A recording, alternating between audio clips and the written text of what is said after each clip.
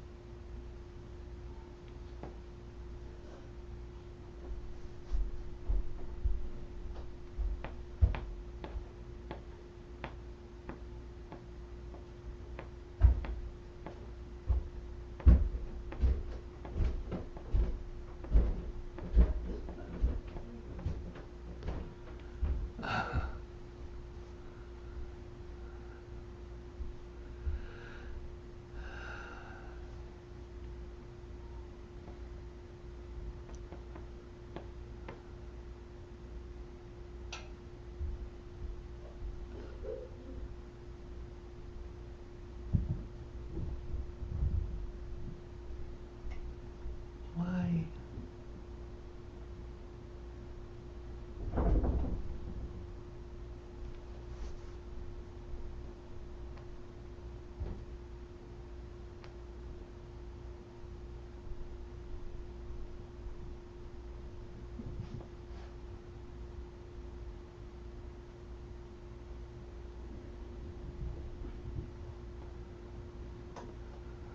Oh, shit.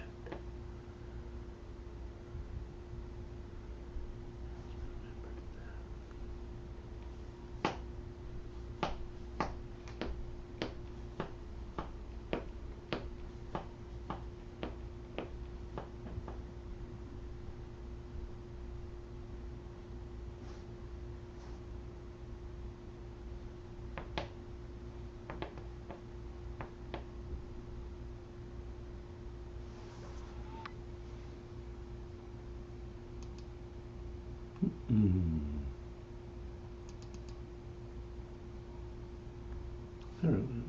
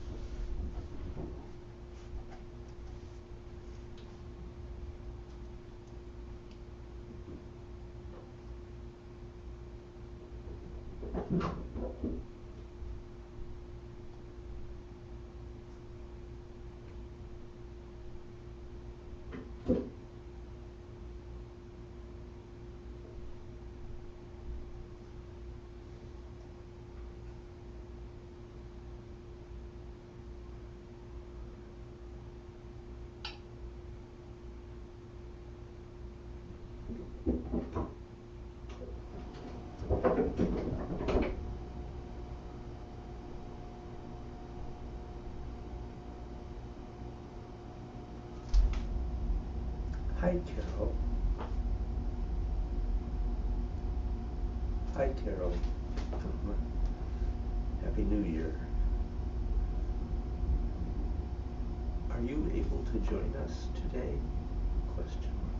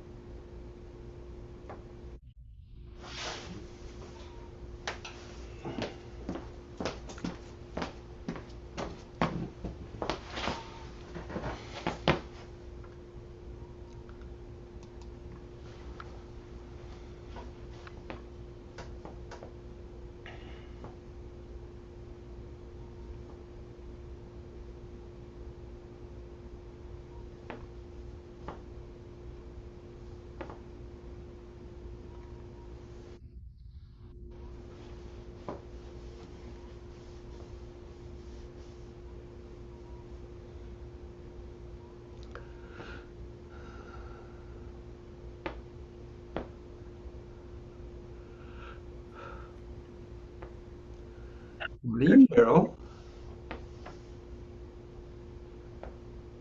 Good morning. good morning. How are you this morning? Oh, okay. Well, I'm sorry you can't say that with more enthusiasm. I don't know that I can say that very often with more with lots of enthusiasm. Oh, okay.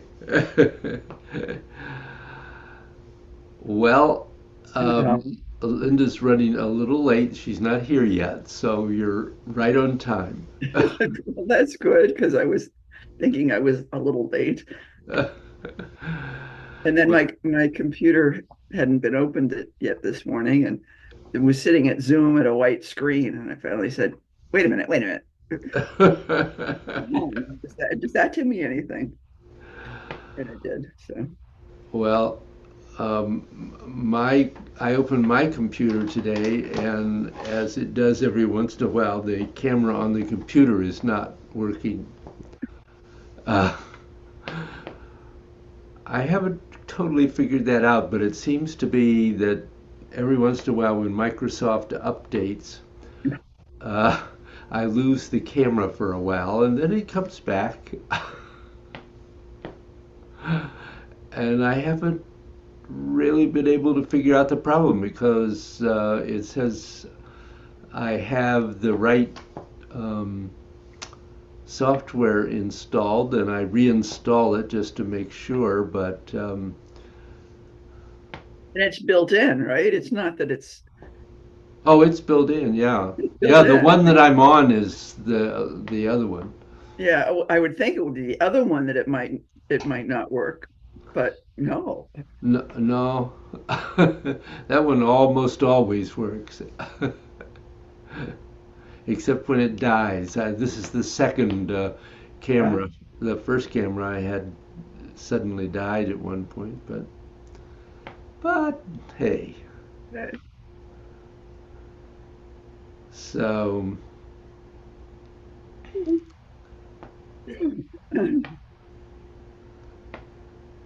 how's John doing? Okay. Yeah. Um, a little better than he was, Oh, good. but not a lot. He's still trying to wake up. And Yeah. yesterday he slept until noon, Ah. Well. which I figure maybe his body needs it, except Yeah. that you say that too much sleep is not, I mean, not enough sleep is not good, but too much sleep is not good either. So if he's Yeah. asleep, he's not hurting and his arms aren't twitching. So Well, that's good. yeah. You know, I find that what is the necessary amount of sleep varies from day to day. Hmm. Now, um, used to be it didn't matter too much, but now it does. Yeah. Although I seem to have, I think I have pretty much resolved the issues with the death of my son because I've started sleeping better than I have since then. That's good. So that's a positive. Yeah. That took me a while. Mhm. Ah, here's Linda. Here's Linda. I'm sorry. It's all right. Sorry. You're not fired because of lateness. You're gonna give me an F for the day. No doubt. You got Carol online. I do. Sorry, Carol. No problem. I just got here too, so I was running late. Happy New Year. Happy New Year. Oh. How are you? I'm good. Oh, good. I slept in today. Ah. I literally I did 12 hours of sleeping last Wow. night. I guess I needed it. So I guess so. you know. Wow. So yeah, it surprised me. I woke up and I'm like, it's really 8 o'clock? Uh-huh. And so, oh, I got them both. Hi. That's Mango, and you've got Moki there by your feet. The cats have come down to say hello. Yes, I can see. Hey, buddy. Well, hello, Mingo. Hi, Monkey. Oh, boy. Ah, Hi. you guys were glad I was late so you could join the class too. Yeah. Oh, they've been around. I know. Yes, you want to smell my chew? Yes. My chew didn't even wake me up this morning. I couldn't believe it.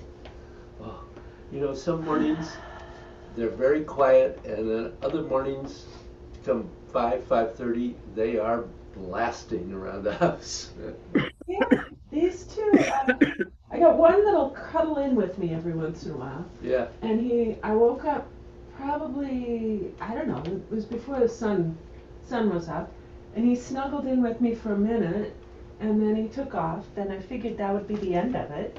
Hi there, sweetheart. Yes, yes. Oh, if I get the nose kisses. Oh, you're such a sweet boy. Mr. Rough Tongue. Yes. This is what my Cody does too. He loves curling up in my lap. Oh. Yes. Yes. So, I had interesting, just to let you guys know, last, when was it? Sunday, Jonas came and interviewed and filmed me for 2.5 hours on my history, my Tai Chi history, and things about principles in Tai Chi.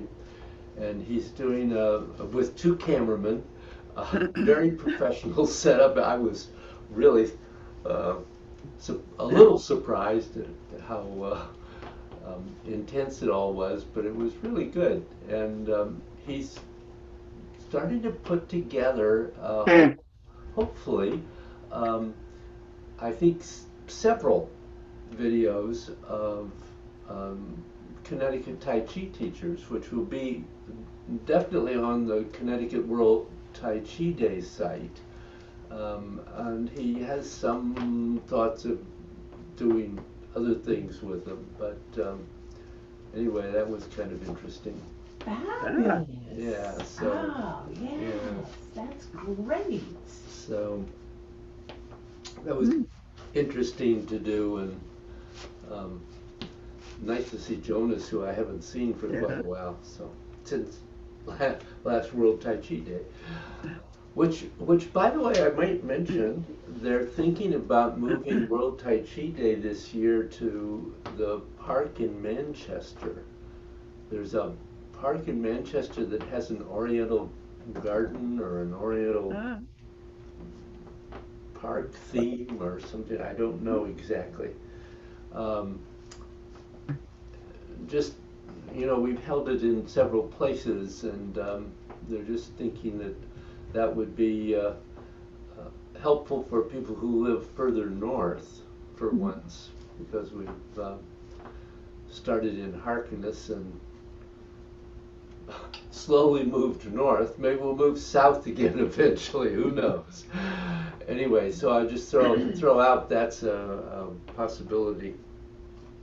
Nice to move it around, you know, every year have it so that, you know, you get more exposure that way. Yeah. And you get easier access for some people every other year. It's good. Okay.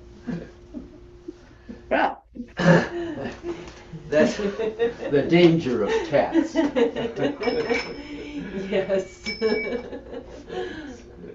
My poor phone. Okay. that's the last Saturday in April, right? Yes. Well, It's okay. the last couple of years, that's clashed with a thing, a community meal I serve. I help with in New London, but it doesn't clash this year. So good. maybe I'll actually make it out there. No, you know, I don't know Wherever it is. wherever it is. Last Sunday in April? Yeah. Okay. Yeah.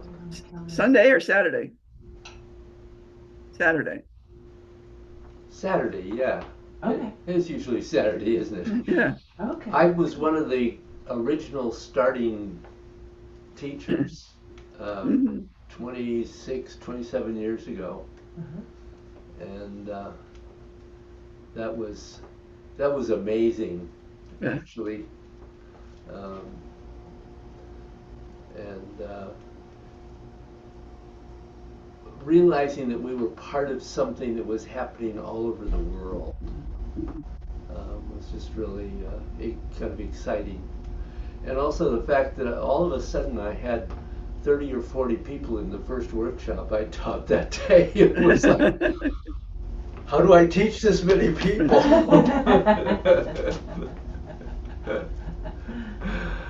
I hadn't been teaching that long at that point, so anyway, we should get underway.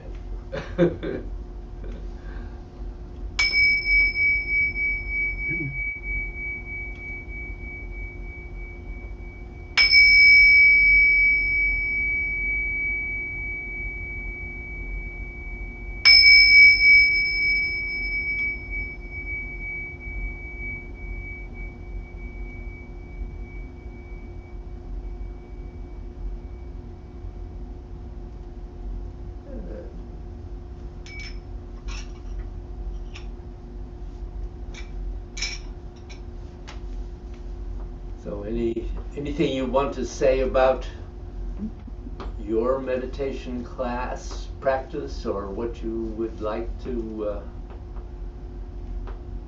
be doing with this? Any issues that have come up for you?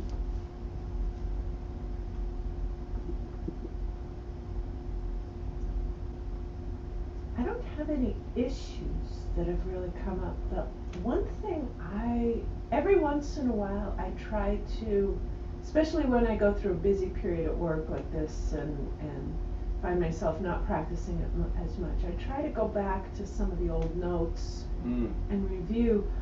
Would that be something you would be interested in doing, is coming back to some of the previous principles that you thought were really important? Sure. Just kind of, incorporating those, just kind of reinforcing that, because I know there's a lot of stuff that, I mean, I love this class. It's huge, and I think there's a lot of things that probably slipped through the cracks, didn't get practiced as well as I would like. And so if, I know I don't want to derail what your plans are, but I pretty much only plan one class at a time. Okay. Okay. So just things that are, that principles that we've covered, just kind of reinforcing them a little bit. Sure. Yeah. Oh, there's a lot Yeah. we can do. Yeah. Anything for you, Carol? That sounds good, Okay. but nothing specific. All right. Good. Well, then let's do a little energy gates, and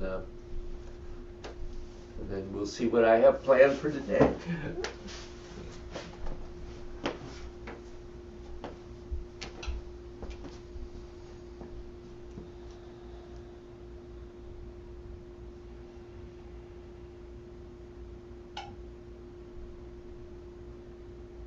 So stepping out, coming into your basic structure. Really just stand for a moment and let yourself comfortably land where you are.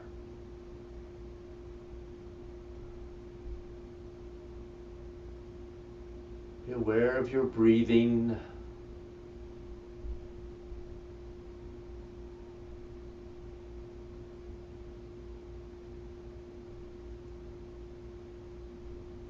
And take a moment to just scan through your body and be aware of your structure. You want everything to be open, extended but not tensed, and definitely not limp.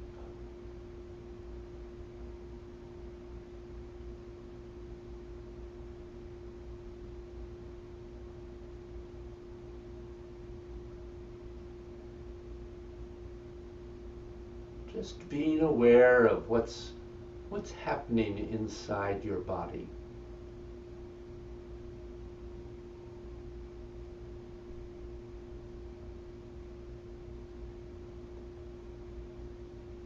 Are there places where you're immediately aware of blockages?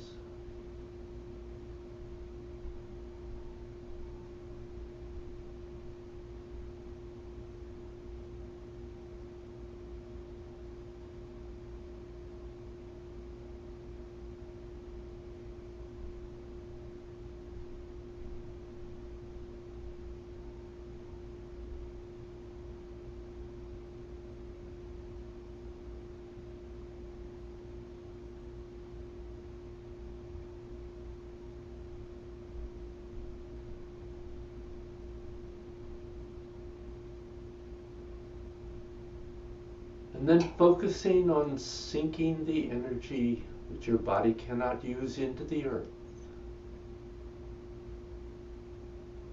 So just allowing it to sink through your entire body, through your etheric field into the earth.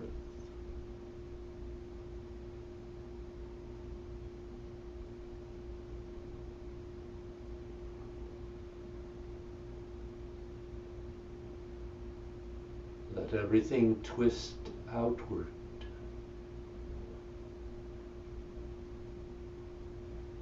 And weight shift very subtly towards the heel, towards Shimiya.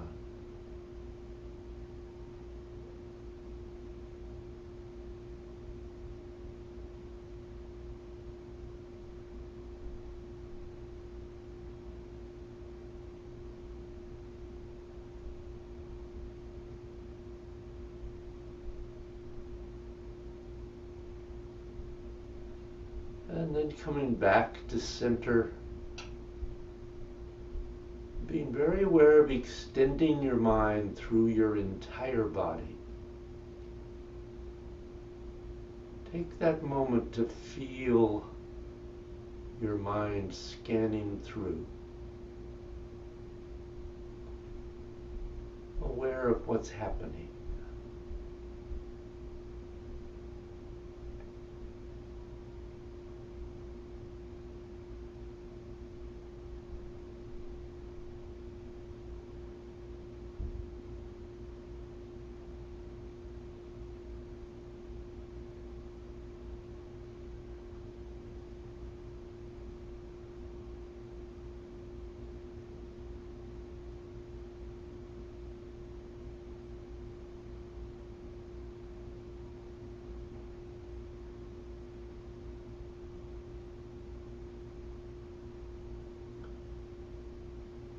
And then stepping out more widely and into cloud hands.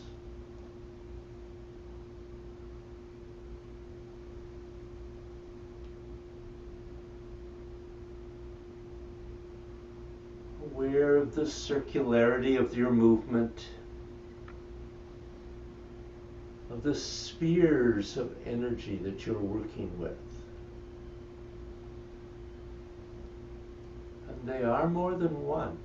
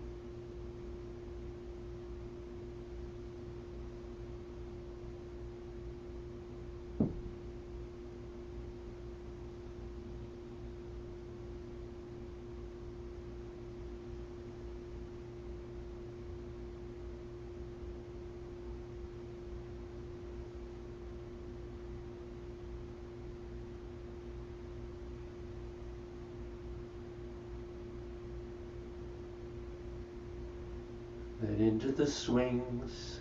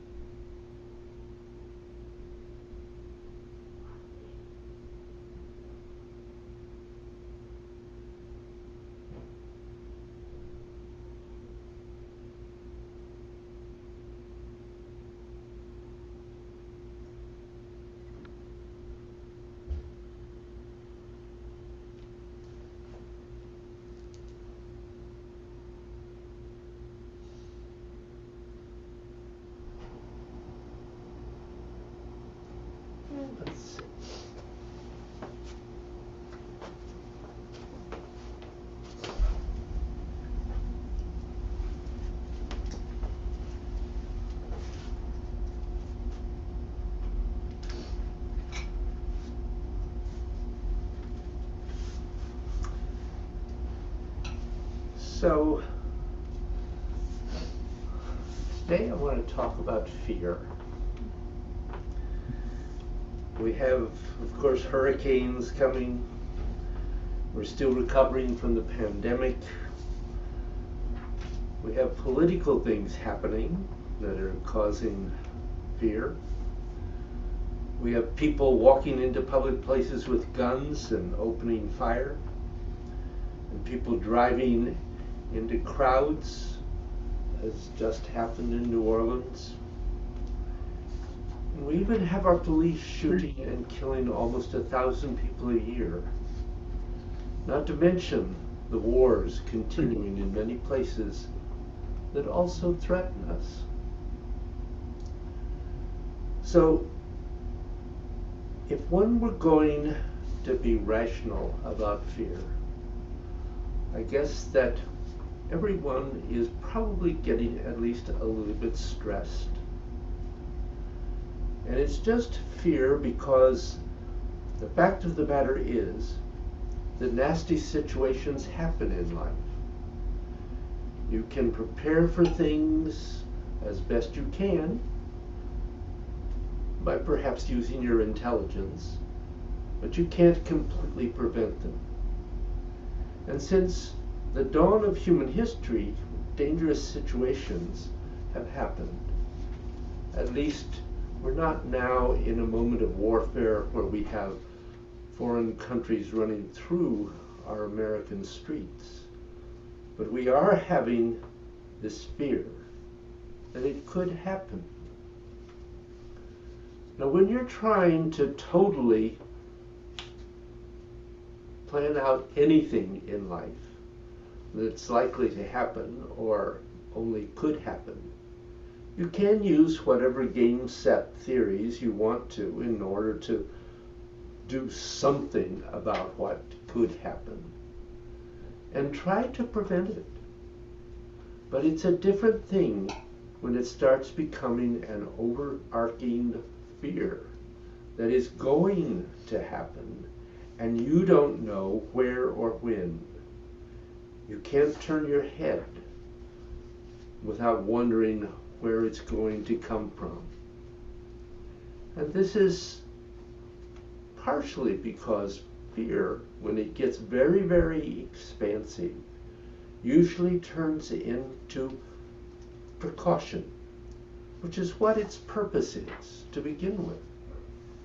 It's a good thing if you're afraid when you're driving your car and you're on the edge of the cliff and you stay away from it. But it's another thing if you are driving down an open stretch of road and you can't see the edge of the road and you're afraid that you're going to go over a cliff. So one of the things that is very helpful is that when fear starts to rise in you, the issue is not that you can prepare for all eventualities, because it doesn't matter how many eventualities you plan for, there are always going to be a few more. Is that you start contracting and you start feeling as though this is what's going to happen. And then your mind will start crunching with this horrible thing that is going to happen. And one thing that can help with that is that when you meditate and you find a blockage that contains fear, first, before you even try and dissolve it, you want to allow it to expand. Let it get big.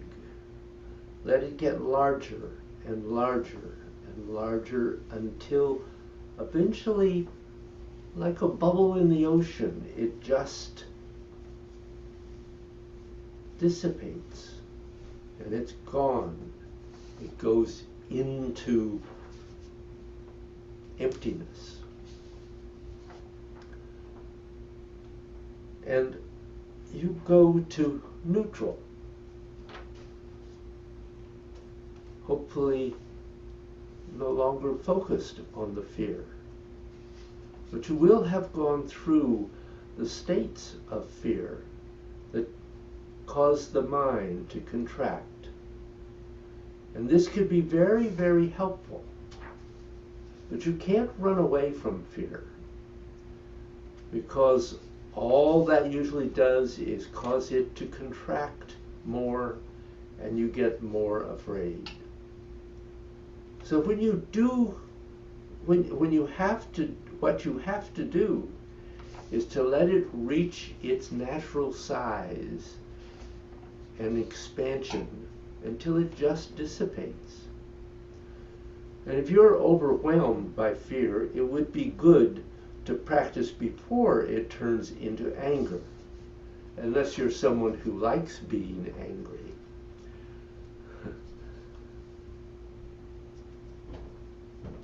Deal with it before it starts messing with your nervous system. Too much anger goes to frustration, and frustration goes to paralysis, and paralysis goes to your mind, and the next thing you know, you're doing something violent. It's much better to take it on and not run away from it. The great problem you have with fear is that you think that you can stop it by force of will. And that's actually a false proposition. The only way you can go through fear is to accept it, to go into it, let it be what it is going to be until it naturally dissipates. You can't run away from fear, but you can face it. An old Taoist phrase that applies here is, when a fire-eating dragon wants to eat you for lunch, don't run away from it. Run into the dragon's mouth and rip out its tongue. So if you just try to ignore fear, you'll get the full brunt of it. But if you confront it and dissolve it, you can let it dissipate. So, of course, ice to water, and water to inner space. Ice to water to relax and find where you have a blockage inside you that contains fear. Now, the natural tendency is to want to run away from fear, not go into it, and let the fear grow and grow and grow.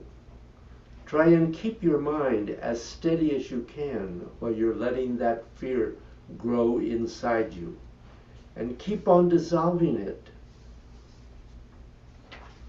so that the more it gets closer to water, the larger the fear has expanded. And when it reaches a certain point, it will naturally start entering into the more serious layers of fear, and let that go too, and dissolve. Now, if you can let your fear grow to where it's as big as the solar system, then the fear cannot remain contracted in that expansive state. Eventually it will let go and lose its strength and suddenly disappear. And you will find yourself going into emptiness. You go into a larger space. Because the essential problem with fear is not the feeling of the emotion. It is that it takes all the inner space you have inside you, that should be the size of a room, and crunches it down to the size of a golf ball. And the smaller it gets, the more powerful it becomes in its ability to freak you out.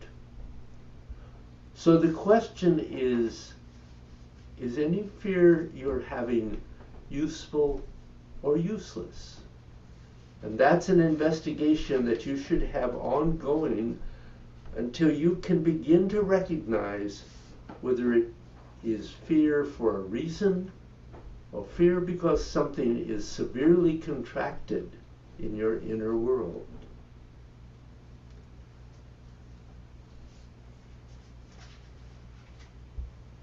So sit.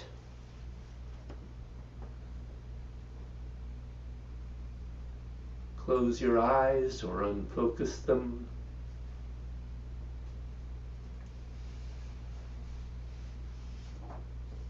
Be very aware of your breathing.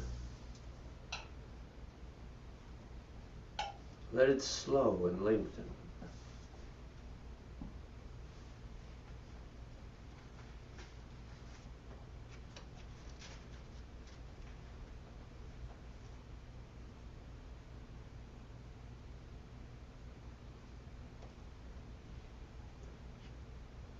And then start at the crown of your head and start down until you find a blockage containing fear. Ice to water, water to inner space.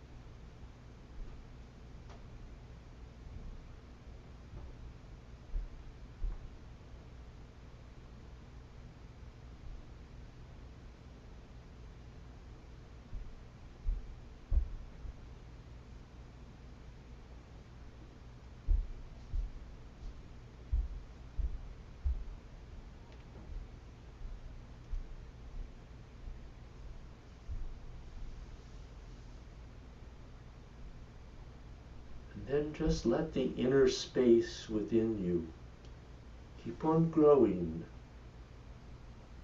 until at some point it will go pop and it will turn into emptiness.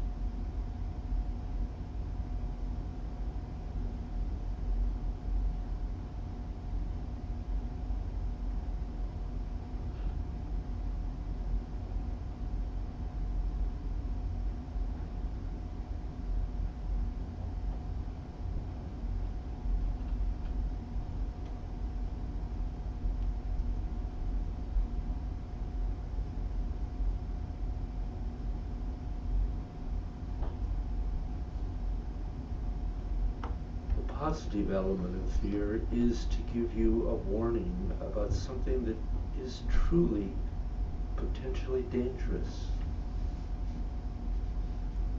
So rather than blithely ignoring it, you do something about it.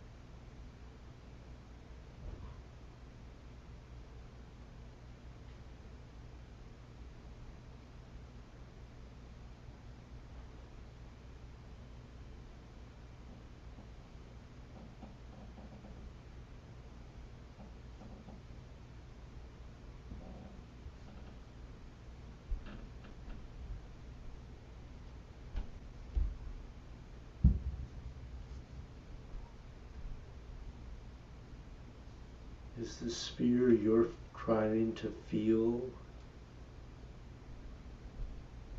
that is inside you telling you something that you have to take care of? Otherwise, there are going to be big problems. Because if you let it continue, it will cause problems. You can't just blithely ignore fear,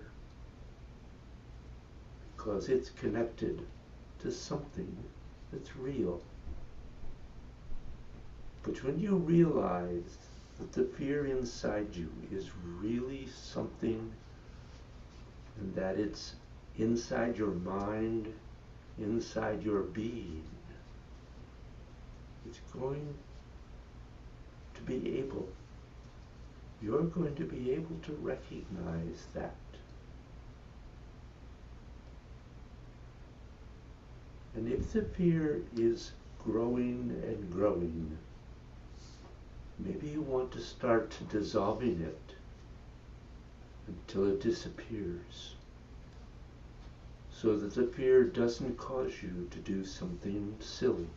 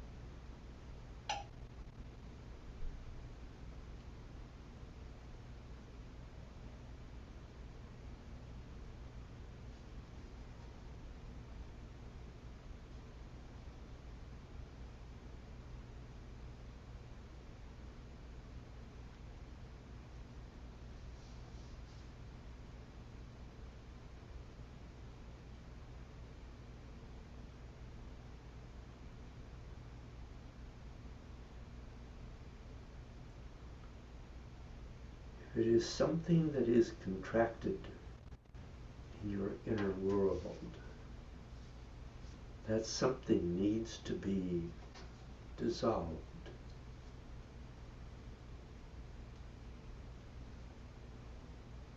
And its boundaries let go.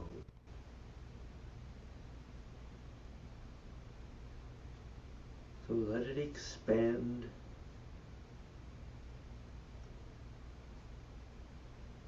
and keep dissolving.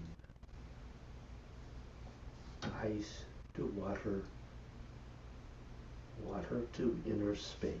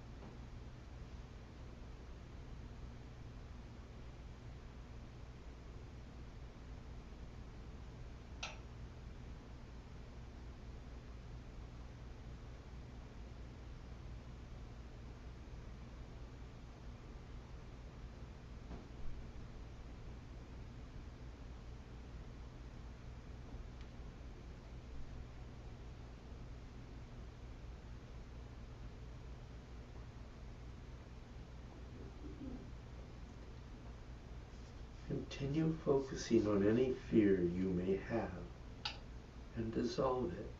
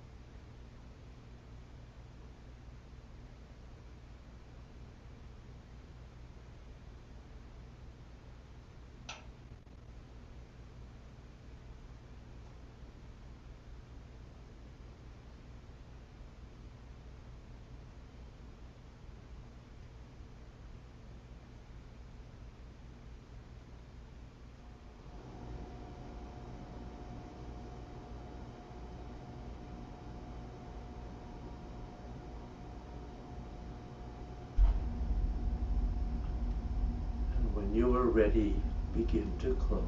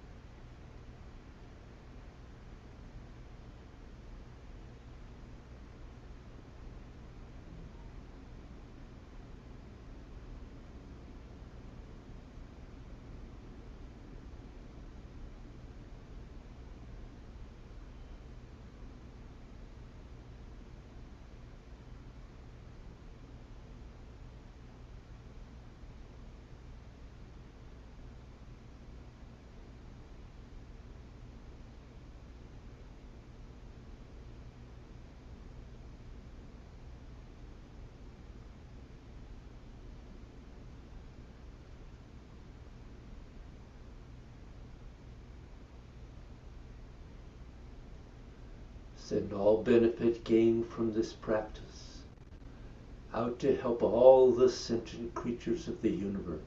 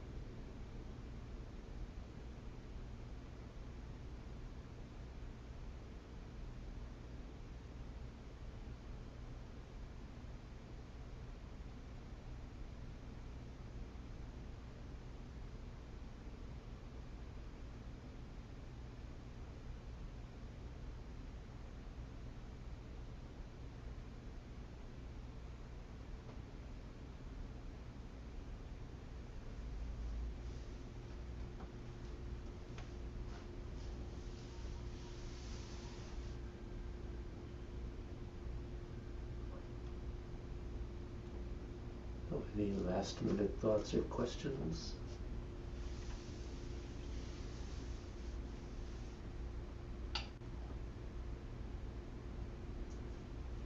Thank you. Thank you.